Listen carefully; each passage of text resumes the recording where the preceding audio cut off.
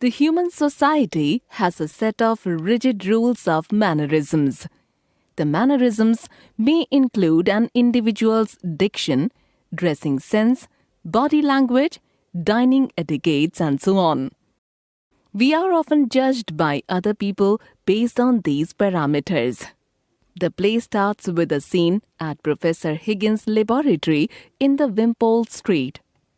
Professor Higgins, a scientist of phonetics or a phonetician, is in conversation with his friend, Colonel Pickering. Mrs. Pierce, the housekeeper, brings along a visitor, a young lady. The lady, whose name is Eliza Doolittle, is wearing a shoddy old coat, a nearly clean dress, and a hat with brightly colored ostrich feathers.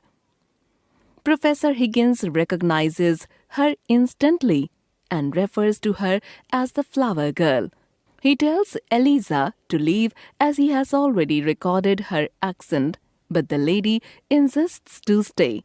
She tells the professor that she wants to take lessons in English from him.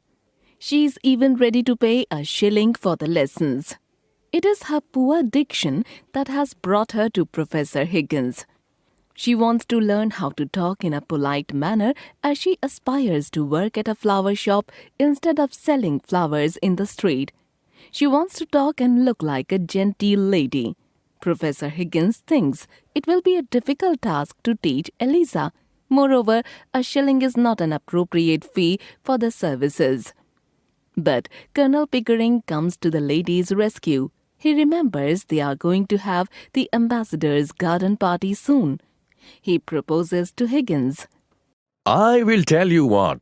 I will humbly agree that you are the greatest teacher in the land if you are able to pass off Eliza as a lady at the party. And I will even pay for her lessons. Colonel Pickering manages to convince Professor Higgins to train Eliza to act and look like an upper-class lady. Mrs. Pierce is given the task of working on Eliza's looks. Soon the flower girl is hustled off to be given a bath and a set of new clothes. In the next scene, a vigorous man enters the room.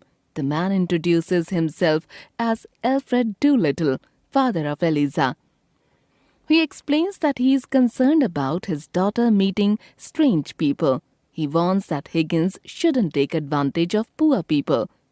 The professor understands Alfred's intentions and says, I think you've not come to take her away. I think you have come to extort money from me. To get rid of Alfred, the professor gives him money and asks him to leave as soon as possible. This is when Eliza enters again. She appears to be an exquisitely clean young lady, dressed in a blue cotton kimono. She looks so pretty that her father fails to recognize her. In the next scene, Higgins was trying to teach correct pronunciation of the English alphabet to Eliza. It seems like an impossible task, but with a great effort and practice, Eliza seems to get the hang of it. This makes Professor Higgins conclude the scene on a positive note.